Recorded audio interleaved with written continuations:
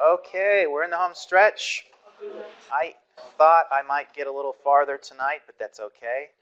Um, so, just as a recap, it's interesting if you, all of you who are in the business of writing those really dreaded 10 to 12 page research papers, hopefully you use the template and all that stuff that helps you. But a first level subhead, everybody know what that is?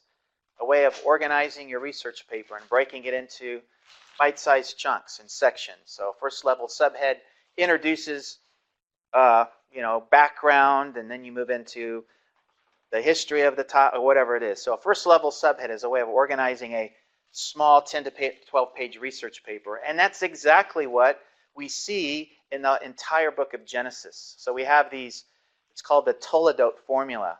These are the generations of.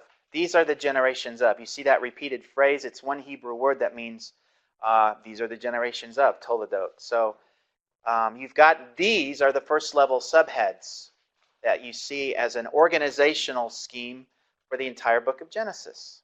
So, and they oftentimes are focusing on the genealogies, who's related to who, and then you get to the next person, and then the narrative unpacks his story. Especially when you get to the, as you'll see here, the patriarchs. We have more information, the genealogy of Terah, which is, of course, Abraham, really. But it starts with Terah, his father, and then we saw that little break in the chain with Ishmael. Then we had Isaac, Esau, 2 Toledots for Esau, and then we get to Jacob, which introduces us to the genealogy of the 12 sons of Jacob. Jacob's renamed Israel, and it's interesting that finally Israel sees herself as a nation through the household of Jacob, which becomes the 12 tribes of Jacob. So that's kind of a little interlude there. And let's see. So that helps us to organize. And like I said, the storyline here focuses on a lot of people, as we'll see, who start low, like that chart of Abraham, and work through the faith life and are refined in various ways through the Lord's agenda with them. So until they're usable, you might say, by God, they have to go through the fires of refining first, oftentimes. So that's what we'll see. And that'll help us understand, especially next week when we dive into the Joseph narrative. I don't know if we'll get that far tonight, or this afternoon. So we may have a little more Genesis to go before we get into Exodus. All of that's helpful, I think, for people who are asking the why question and the why me in the suffering context type questions. We see, I think if I write another book, serious book, not the Big Butts book, but the other book, what I might try to do is build on the work that I've done on testing and build a little bit more and unpack the idea of Christian suffering and help people understand that the question, for example, that Job asked, is it right for us to only accept the good and not the adversity from the Lord? So the idea of good and bad or adversity, not evil, that comes from the Lord. That's where it comes from. Why? It's because the Lord has introduced a world of futility, Romans 8, and what Paul says, the idea that the Lord introduces futility to the world in response to what happens in the garden and Adam and Eve. So that idea that the experience of adversity, good, we're always in church when we're experiencing the good, but what happens when we're in the midst of adversity? And you know what the biblical answer is, don't you? What should we be doing when we're in the midst of adversity? Yeah, it's this picture here. That's what we should look like. That's the faith with feet.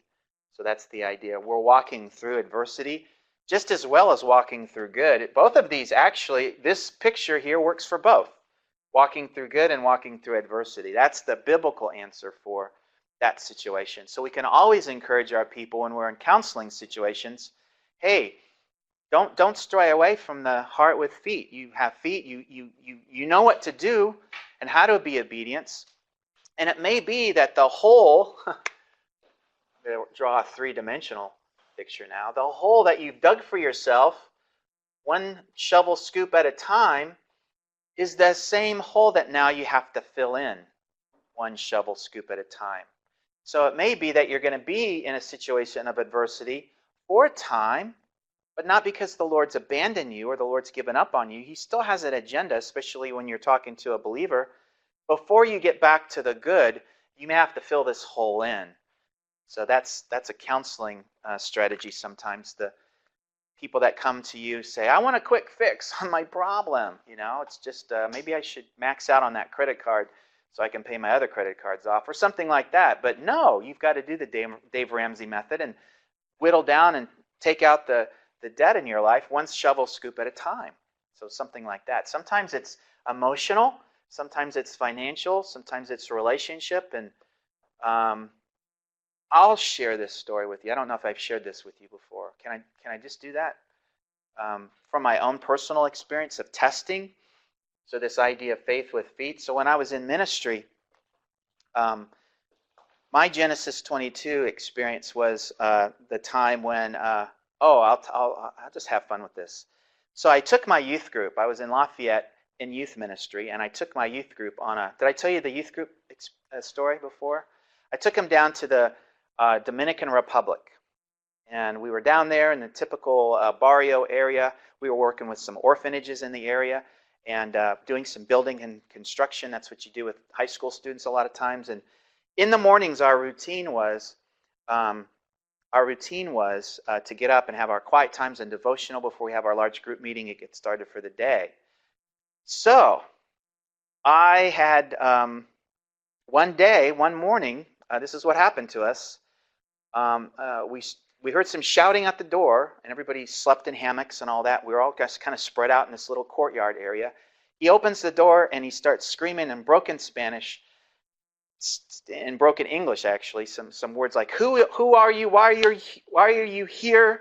Who's in charge of you? And he was all angry and upset, and he comes in, and he says, who's your leader? And I kind of step forward, and I go out, and he's dressed in an official uniform, and he's got this hat on, and he's screaming at me, and he says, go get your paperwork. I want to know who you are. So I go in and pull out the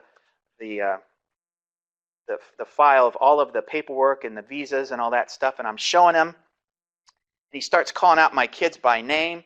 He says, who's Billy whatever? And then Billy raises his hand, and he's going through this whole thing. He said, finally he takes the whole thing and he throws it on the ground. And he says, I want everyone here to go line up against that wall. We all do. I want you to face the wall. Everybody's lined up against the wall. And he says to the group, he says, if you are a Christian, turn around and take 3 steps forward. What do you think my group did? I didn't told you this before, did I? You don't know the answer unless you cheated and asked somebody. Every single one, even my youth sponsors, my adult sponsors, turned around and took a step forward, 3 steps forward. Every single one. The man that was standing there proceeded to begin and shared from his own life the story of how his grandfather was persecuted and killed for his faith down there in that area because of the Protestant Catholic conflicts over the history of that area of the world. Now, I had planned the whole thing. I'd planned the whole thing as a youth pastor. So I set them up. I organized this experience for my students. Yeah, I was proud of it. How else as a youth pastor? I don't know if Dr. Ross would approve in youth, in the youth department over there at the CFM school. I don't know. What were you going to do if one kid... Huh? I was just trusting in the Lord, I was one of those crazy, zany youth pastors. I had a flourishing youth ministry back home in a very wealthy college town. All right? These kids, they don't know what it means to be persecuted for their faith, right? How am I going to create an experience for them where they actually are pushed for their faith and bullied for their faith or something like that? They get bullied in public school and all that stuff sometimes if they even say that they're Christian. But now they're saying that they're a Christian. They took 3 steps forward, and for them it was real. And all those kids told me afterwards, this was the most powerful experience I've ever had. Thank you. They thanked me. A lot of them came up and they were like, oh, I took 3 steps for the Lord. That's never happened to me before. And it was a wonderful experience. And my adult youth volunteers had to get used to it for a little bit. Like, yeah, you didn't even tell us about that.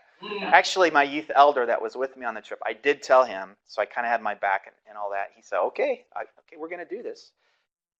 And it was so neat. It was such a unifying experience. And those kids to this day, some of them after I even, had moved on to another town, they just still let me know that was the most pivotal moment in my faith walk. That was my Genesis 22 experience as a Christian. Thank you. Now, when I got back to reality, what had happened was that ended up being the precipitating event that you might say proverbially broke the camel's back. So up until that time, I was a youth pastor who was very good at the creativity. I learned how to play guitar. I could lead singing and worship in front of a room full. I had like 70 kids coming to my youth group every week. We were like small group Bible studies over lunch breaks at some of the high schools in the area. All of those cylinders were firing. It was wonderful. Kids loved the youth group, and they were bringing their friends and all the things that you like to see happen. But the one thing that I was not good at, obviously, is informing my head pastor of all of the creative ideas that I was about doing as a youth pastor. And I come to find out that this is not an uncommon problem for young youth pastors, is that they're not good at communicating, and they're not really necessarily good at fitting in all their creativity to the structure of the church and the expectations of here's the key, the authority structure, right, that they're having to fit into. So that's not what I was good at. I was not good at dotting my I's and crossing my T's. I was 13th on the totem pole of pastors. There were 13 full-time pastors, a big church. I was overseeing senior high, junior high, and college ministries all at the same time through other interns. So I had this little mini corporation, you might say, a lot of oversight and all of that. Somehow we got it all done, but the head pastor had gotten to be kind of nervous because I was unpredictable. And when I got back, one of the girls told her parents about this experience of taking 3 steps forward to their parents. Their parents were big donors in the church, and they complained to the head pastor. And they threatened, oh, this shouldn't, you let him do this to our daughter, kind of complaint, And that ended up being kind of the thing that happened. And I didn't know any of this was going on. I didn't really have a large clue. Maybe had some small clues, but I was not getting it as a youth pastor. It was frustrating for me. I was like, I was experiencing futility, and I never felt like I could please the head pastor. I didn't know what I was doing wrong, and it was this adversity, and it was like this, and I kept, dirt, and I was at the bottom of my little me. I was at the bottom of my hole that I had dug for myself. When the youth pastor, that was me, when the music pastor, my friend Tom, came to me and said, "It's good that you leave when the ball's in your court." That's what he said to me. I was like, I had to go home that same day, this guy here, I had to go home and tell my wife, and here's a side view of her, she was expecting our son. That's her. Yeah. Yeah. Just, did that picture make you nervous? Yeah, well, okay, that's a pregnant woman. Okay. I don't draw well, I just draw stick figures, but you can't draw a stick figure of a pregnant person, it's just, all right, so I had to go home and tell my wife, who was expecting our first son, who's now engaged as of this last weekend, that I had to resign from my position.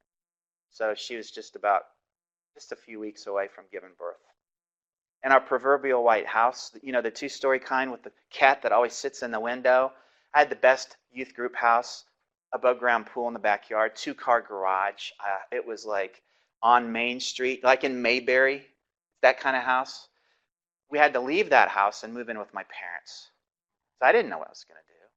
And I kind of felt like, I don't know, like, what am I, God? I thought you called me to ministry, Really, I thought you had a wonderful plan for my life. That's what the four spiritual laws says. But it wasn't true, was it? But little did I know that a little bit of adversity, which I had been experiencing the good, but now I'm experiencing the adversity. And like Job, not to the extreme of Job, but not to the extreme of Abraham for sure. But it still hurt, and I had to figure out what I was going to do at the bottom of the hole. And here's what I had to learn, that really the problem that I thought was everybody else's at the time ended up being mine. So my difficulty was, well, how do I come under authority when I'm in ministry? And one of the best lessons I learned as soon as I got out of the hole was, oh, here's how I come under authority. Here's how I'm always going to have a boss, and I always have to know how to properly respond to a boss. So coming under authority ended up being that key, for me anyway, to say, oh, so that's what I had to do. And after a while, I got up here, and then I had to go back, and actually I apologized to a few people, like my friend Tom, who told me that it was time to leave when the ball's in my court. And I apologized to him. I said, I'm sorry, all these things, And what's interesting from that point, and this idea of coming under authority, what I was not good at doing in the ministry was administration, because of my inability to come under authority. The irony of the whole thing now is that here I am working at one of the world's largest institutions, and I'm in administration under authority. So I've come full circle, and God's had us a sense of humor, because it's oftentimes that the thing that where's my word? Testing? The thing that he often tests us for through the adversity may oftentimes become the very platform for ministry down the road. When we come through the trial, when we come through the fires, when we come through the adversity, and all of that produces the gold. It produces that which the Lord desires and wants to see in our lives so that he can use it.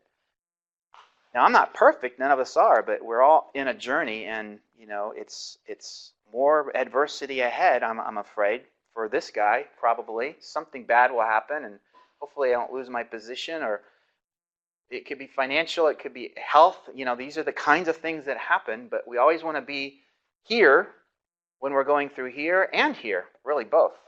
That's what Job says. And that's a little side there, and hopefully that's helpful. We'll have more to say as we go. Here's a little, now we're transitioning, we're going to be a little behind. Well, I'll catch up next week. The idea of the bride. So that Isaac, we're transitioning now from Abraham to Isaac. Any questions on what I just said? Anybody? Was that helpful to anybody? Maybe a little bit? Good. All right. Well, I just want to, and that whole life experience, that and the death of my mom just about 7 years ago, is probably, those combinations got me thinking enough to say, I just want to work on this. It became a thesis for my dissertation when I was doing my PhD, so I wanted to investigate it a little bit, but I kind of had a life experience reason for it, because I wanted to look into it, and so that's kind of why I probably did it. So the birth of Isaac, we're going to look at Isaac now. He's going to be a relatively minor character in the whole plot of the patriarchs, interestingly. The biggest challenge for Isaac, and we turn over here to chapter 24 now, is the challenge of finding his bride. So here's a little humorous clip that we can play with regards to brides. Hopefully it'll play.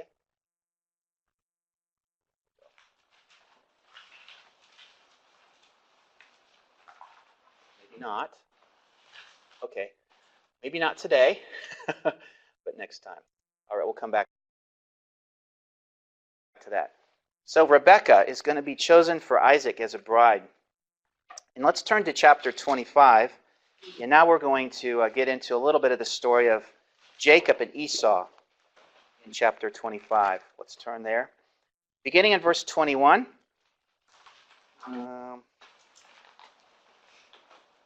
So it's interesting. There, okay. Yeah, chapter 25. Let's look at verse 21. So here we have Isaac praying to the Lord on behalf of his wife. because she was barren. So it's interesting, another threat to the seed. And the Lord answered him, and Rebekah, his wife, conceived. So here's a little short answer to prayer on that one. The children struggled together within her. So these, we're going to have we're going to have sons born together. It is, if it is so, why then am I in this way? So she went to inquire of the Lord, and the Lord said to her, 2 nations are in your womb, 2 peoples shall be separated from your body, and one people shall be stronger than the other, and the older shall serve the younger. So this is going to set up the sibling rivalry idea between Jacob and Esau. You see down in verse 25, now the first came forth red, hairy, like a garment, and they named him Red, or Esau. Afterward his brother came forth from his hand, holding on to Esau's heel, so his name was called Jacob, or the idea of heel grabber, or one who strives there. And Isaac was 60 years old when she gave birth to him. All right, so this is the beginnings of the sibling rivalry over in verse 30. Esau says to Jacob, please let me have a swallow of that red stuff, therefore I am famished. Therefore his name was called Edom. But Jacob said, first, sell me your birthright. And Esau said, behold, I am about to die, so what use is of this birthright to me? Jacob says, first swear to me. And he swore to him and sold him his birthright to Jacob. So the birthright sold, and now we get into more of the details of this, this kind of idea of Jacob as the deceiver. Let's see. Let's go to the next slide here. There we go. All right, so now the baton from Jacob and Esau. Now we're going to go. Oh, I know what I did there. Sorry about that. That's why you don't see anything here. We'll look and focus now on the sibling rivalry now between Jacob and Esau. And this is the theme of deception. So if you think of Jacob, you're going to think of this kind of theological theme of deception. He's going to be identified as the one who deceives. And in my family, I'm very sorry to say that I do have a deceiver in my own family. There is her picture. And that's the look of deception. That's the look that she's always sitting in the TV room looking at us. And she goes around the room and looks at you with that look. That's the look. I want you to do something for me. I want you to bring me food. That's the deception look. And it's interesting how this one deceiver can also influence other deceivers. Yes, that's the look of deception, my daughter Hannah, and that's the look. So this is how deception works in the family. So it's interesting in the family of Isaac here, we were going to have this deception. And what's interesting here in chapter 27, let's look over there and get a kind of a front and center view of the deception of Jacob here. And in this case, involving the mother, Rebekah. All right. Let's look at chapter 27. Let's see here. Alex, are you here? Where are you? Oh, you've read already. Let's go back to you, Mitch. Where are you? It's over here. Could you start reading in verse 1?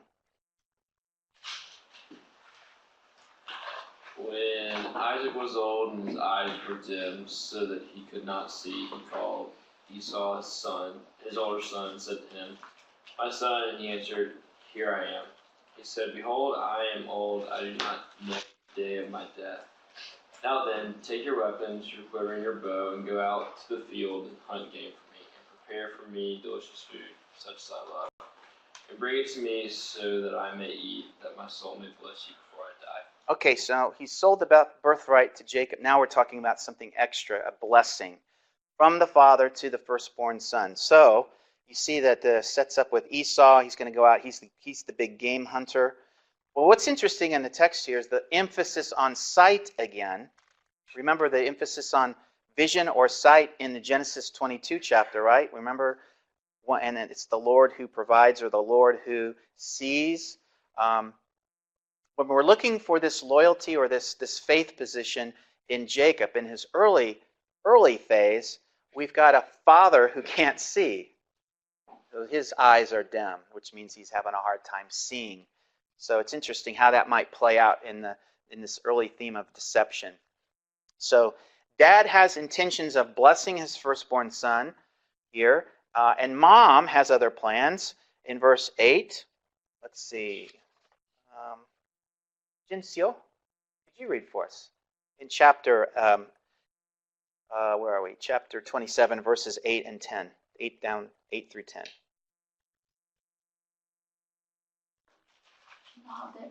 Now therefore, my son, listen to me as I command you. Go now to the flock and bring me 2 choice young goats from there, that I may prepare them as a savory dish for your father, such as he loves. Okay, so there's mom giving Jacob now some instructions. So we're going to set up this scenario by which we'll deceive your father. And notice in verse 11, Jacob answers his mom, Rebekah, "Behold, Esau my brother is very hairy, and I am a smooth man. Perhaps my father will feel me, and I shall be as a," there's the word, right? "deceiver in his sight, and I shall bring upon myself a curse and not a blessing." So what ends up happening is, and you probably know the details, this plan is going to work. And in chapter 27, beginning in verse 22, Jacob came close to Isaac his father, and he felt him and said, the voice is the voice of Jacob, but the hands are the hands of Esau. And again, this emphasis on sight. But he did not recognize him, because his hands were hairy like his brother Esau's hands, and so he blessed him. So now Jacob receives the blessing entitled for the firstborn. And he said, "Are you really my son Esau?" And he said, "I am." So there's deception through the whole thing. So then as Isaac, his father Isaac says to him, "Please come close, kiss me, my son." He comes close, and then he blesses him. And here are the blessings. "See, the smell of my son is the smell of the field which the Lord has blessed. Now may God give you of the dew of heaven, and of the fatness of the earth, and of the abundance of grain, new wine. My people serve you. May people serve you, and nations bow down to you. Be master of your brothers, and may your mother's sons bow down to you. Cursed be those who curse you, and blessed be those who bless you." So we have this blessing that somewhat extends from some of the language that we've seen before. And Jacob is blessed, and Esau is not. And this is the beginning of sibling rivalry that we're going to see, that starts here between Jacob and Esau, but extends all the way up through and into the Joseph narrative. There we're going to have a lot of the same kinds of even more extreme sibling conflicts between brothers, as we'll see, and we'll probably have to pick up with that next week. So we'll just stop here. It's time to go. Thank you very much for your patience. We're not meeting next week? No, we're not. Fall break. Okay, be looking in your Blackboard announcements pages. I'll be giving some information out to you in advance of the midterm. I'm not going to make it too intense. Just don't worry about it. Don't worry about it, Bonnie. It's not going to be. I'll give you some study hints and some guides there, and we'll hit that when we get back after fall break. All right. The reading quiz for this week will be posted tomorrow, if not tonight. So be looking for it.